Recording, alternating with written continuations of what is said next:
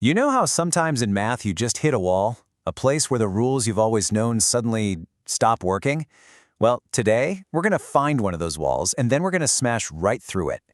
Get ready, because we're about to unlock a hidden universe that, believe it or not, powers so much of our modern world. We are talking about complex numbers. It all kicks off with this one simple-sounding question. What is the square root of -1? I mean, what number, when you multiply it by itself, gives you -1? Go on, try it. 2 times 2, that's 4. Okay, what about -2? Well, -2 times -2 is also +4. See the problem?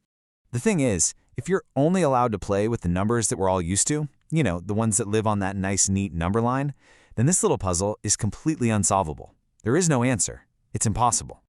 But here's the cool thing about math. When you run into a problem that seems impossible, it's usually not a dead end. It's an invitation to think bigger. This roadblock wasn't the end of the story. It was actually the key that was about to unlock a whole new dimension of numbers. So what do you do with a problem you can't solve?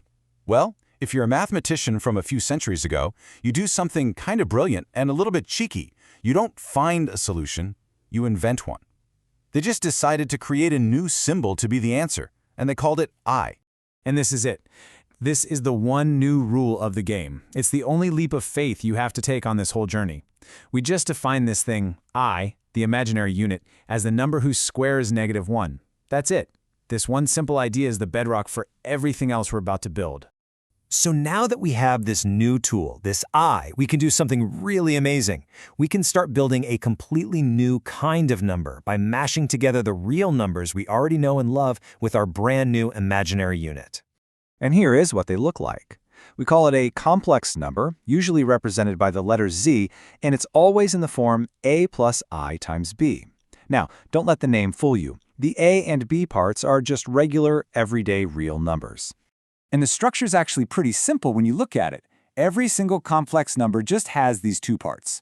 A is what we call the real part, and b is the imaginary part. Just think of it like a two-part number, a single entity that elegantly holds two different pieces of information at the same time. Okay, so we've invented these new numbers. That's great. But the big question is, do they play nice with all the other math we know? Can we do algebra with them? The answer is a huge, resounding yes. And you'll be surprised at how straightforward it is. For example, when you're adding or subtracting complex numbers, it works exactly how you'd hope it would. You just combine the like terms. All the real parts get added together, and all the imaginary parts get added together. It's like sorting apples and oranges. Let's just quickly look at the basic operations. Addition and subtraction, as we said, just combine the real parts, combine the imaginary parts, done. Multiplication looks a little more involved, but it's really just the FOIL method you probably learned in algebra. The only new trick you have to remember is that anytime you see an I squared pop up, you get to replace it with a -1, which is pretty neat. All right, so we get what they are and we know how to do basic math with them. But honestly, the real magic, the part that makes it all click, happens when you ask the question, what did these things actually look like? It's time to map out this new universe. And this really is the big one, isn't it? We already figured out they can't be found anywhere on that one-dimensional number line. So if that's not their home, where in the world do they actually live? And the answer is so simple, and yet so profound. They don't live on a line at all. They live on a plane, a flat two-dimensional surface, just like a piece of paper. Here's the layout. The horizontal axis is just our old friend, the real number line. No changes there.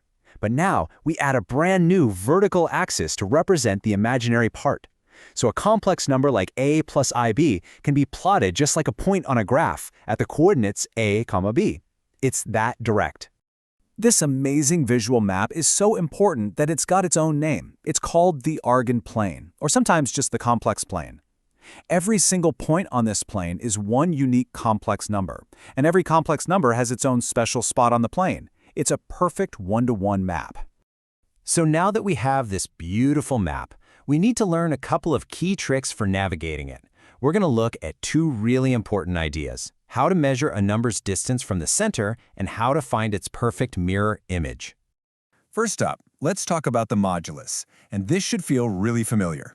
The modulus is nothing more than the number's straight-line distance from the very center of the plane, from the origin point, 0, 0. And how do we find it? Just think back to the Pythagorean theorem. So, formally, we write the modulus of z with these two vertical bars around it, and it's calculated as the square root of the real part squared plus the imaginary part squared.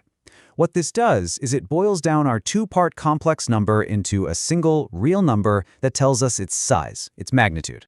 Our second essential tool is the conjugate, and this one is super visual. The conjugate of any complex number is just its perfect mirror image, flipped right across that horizontal real axis. And the math behind it couldn't be simpler. To get the conjugate of a plus ib, which we write with a little bar over the z, you literally just flip the sign of the imaginary part. It becomes a minus ib. And while it seems like a small change, this little flip is incredibly useful for doing more advanced things like dividing complex numbers. So let's just recap. We started with an impossible question, we invented a brand new number to solve it, we figured out how to do algebra with it, and we even mapped it all out onto this beautiful two-dimensional world. And all of that brings us to one final, really thrilling question. Now that we have this world, what can we build in it? Because this isn't just some abstract mathematical game. This is the language that underlies electrical engineering, quantum mechanics, and signal processing.